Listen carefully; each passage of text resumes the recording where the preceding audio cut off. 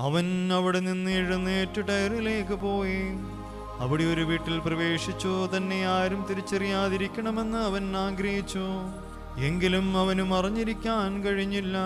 ഒരു സ്ത്രീ അവനെ കുറിച്ച് കേട്ട് അവിടെ എത്തി.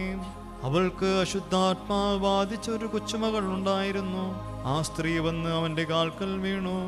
അവൾ സീറോഫിനേഷ്യൻ വംശത്തിൽപ്പെട്ട ഒരു ഗ്രീക്കുകാരിയായിരുന്നു. തന്റെ മകളിൽ നിന്ന് പിശാചിനെ ബഹിഷ്കരിക്കണമെന്ന് അവൾ അവനോട് അപേക്ഷിച്ചു. അവൻ പ്രതിപദിച്ചു, ആദ്യം മക്കൾ ഭക്ഷിച്ച് തൃപ്തരാകട്ടെ.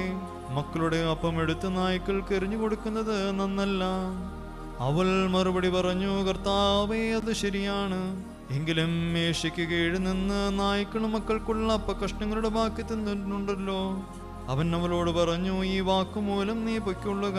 പിശാച് നിന്റെ മകളെ വിട്ടുപോയിരിക്കുന്നു. അവൾ വീട്ടിലേക്ക് പോയി. പിശാച് അവളെ വിട്ടുപോയിരുന്നു.